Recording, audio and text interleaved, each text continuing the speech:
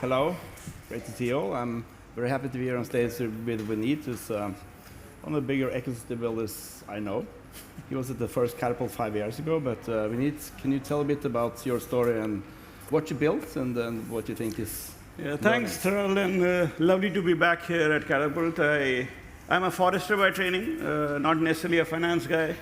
But at a very young age, I was curious, how do you make poor people rich? So this is 1995, 96, 97, and I realized if you have money and if you have a business idea, then you can become rich. I came from a middle-class family.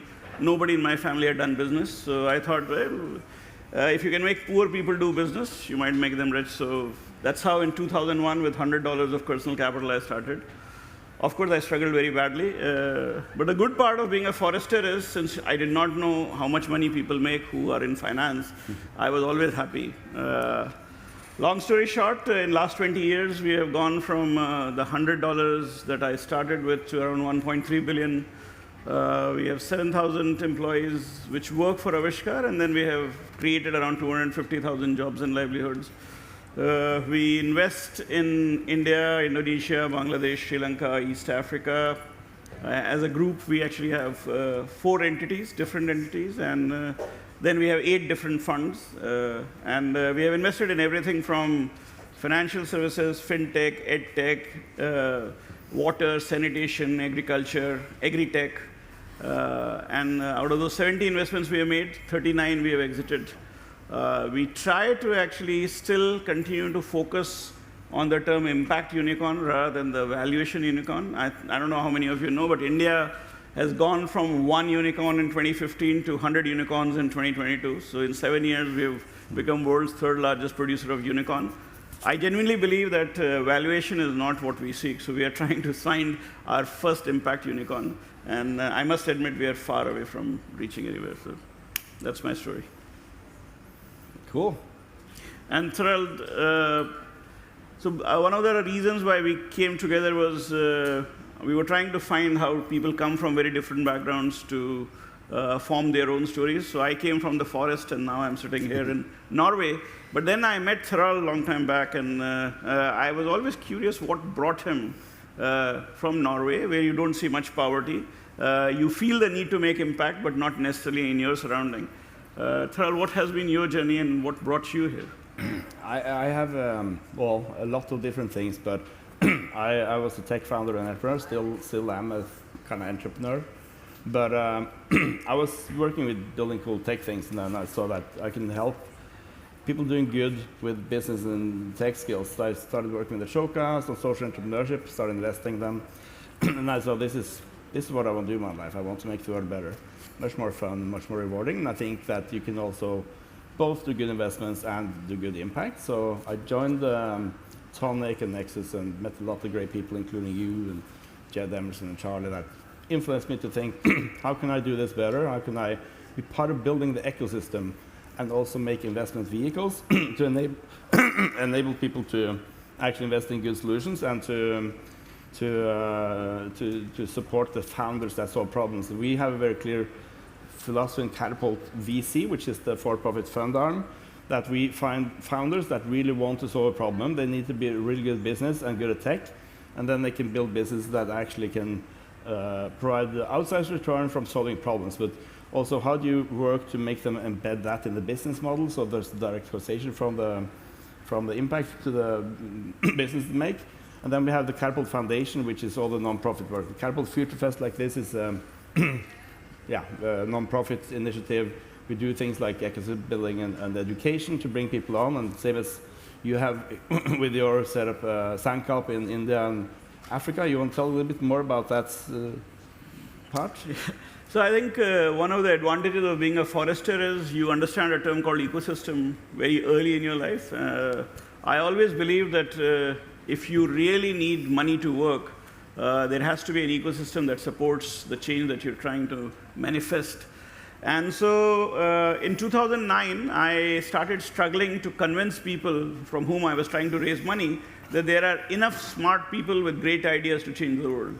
It was very difficult to fly from India to Europe and convince people that Indians have ideas that can change India. quite dramatically, and that they should give me their capital so that I can invest in them. And that's when I hit upon this idea of Sankalp, which I don't know, some of you might have visited, some of you might, where the idea was to pick up some 10, 15 gentlemen or women with great ideas.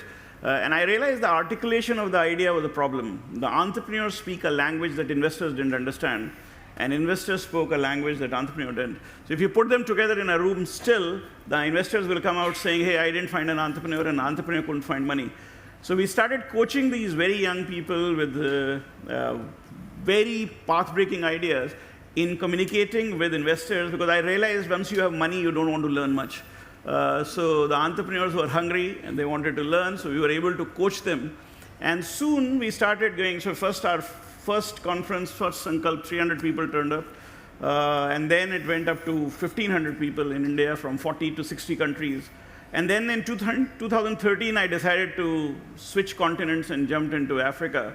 I distinctly remember first conversation in Africa was another conference. What are you guys going to do here? You brown guys coming to the black continent and being useless fellows, etc. But fact is, in 2020, the Sankalp conference has 2,000 people, 70 countries. That will tell you actually that we were doing something worthwhile that the locals appreciated. And I think that ecosystem, the vibrancy of the ecosystem is very critical and important for you to actually bring about change. So, yeah, I totally agree. I think it's interesting your forestry related to the ecosystem, because I've learned from my other people, but you need to bring people together, you need to learn, and you need to enable action. And that's why we started Katapult Future Fest, and that's what, learning from, I think it was the year after I was in Sankalp in Mumbai, and saw the great things happening. So,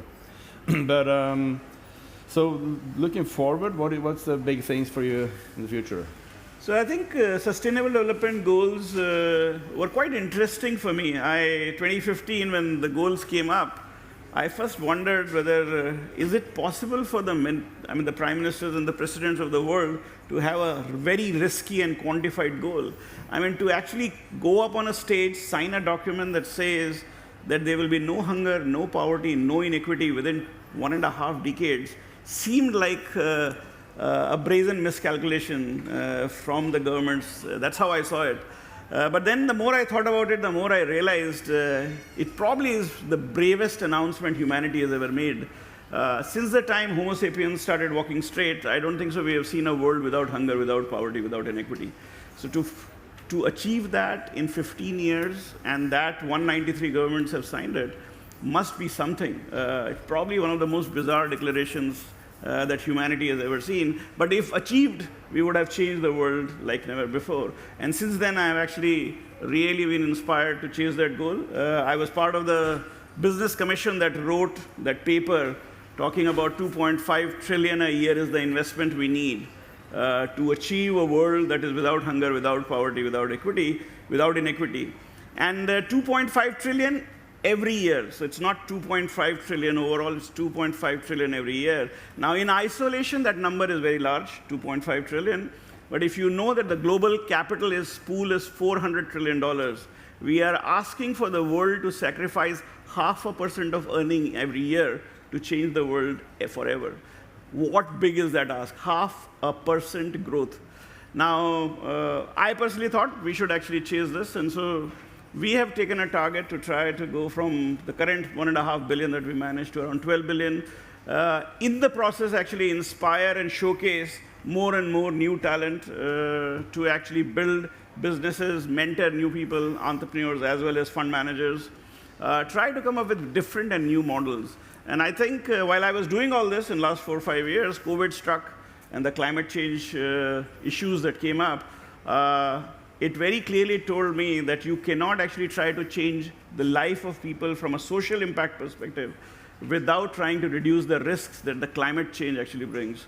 And so while I never focused on climate change, but in the last 2 years, we have been significantly working on every aspect of climate change, and we are going to be launching a fund called Carbon First Fund by the end of this year. It's going to be our largest fund, and what we are offering to investors is a carbon credit in exchange of the money that they will give.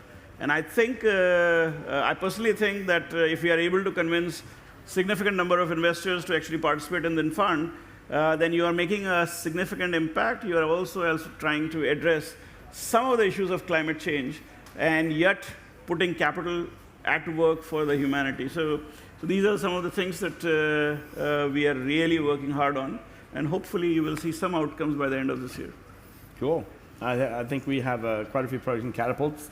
Katapult Foundation, we're doing more on the kind of pushing the field forward around the impact system change investing and making more people invest in systemic things. But we also have startup in Africa now, in Rwanda and Mauritius, where we focus on food, ag, and climate early stage startups.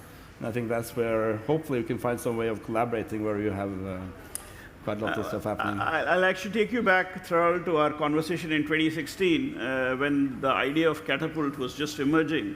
And I think there was a gentleman called Kevin Jones, some of you would know him, started SOCAP, we started Sankalp. And Tharald actually said, listen, you guys have got covered North America, you guys have covered Asia, and some bit of Africa. How about bringing Nordics into play? And frankly, I had never actually thought it like that. And the more I have come to Katapult, the more I have realized that different parts of the world bring different kinds of cultural inputs to the idea of impact. And I think, therefore, the more you bring the world together, the chances of you actually creating something far more path-breaking and far more impactful is possible. So I think if there are potential opportunities for us to collaborate beyond actually speaking at each other's forum, it would actually make a huge difference. And I'll actually extend my invitation to all of you. I think Sankalp is taking place in 28th, 29th of September in India, and most likely February next year in Africa. Those of you who have not heard about it or would be curious to know, I'll be happy to talk about. I can also actually tell you all the secrets that I have learned from my journey from $100 to a few billion of what investors think, what they ask, and what they do, and how to convince them to give their money, even if you don't know how to return it. So. Cool. I think we're a bit over time, but I think definitely north-south angle, also Nordics and India. How can we bridge that? Because you need those to connect and learn from each other. So I think there's definitely things we need to follow up on here. But I think thank you so much for being here and for all the work you've done. It's amazing. Thank you for having me, Tharald.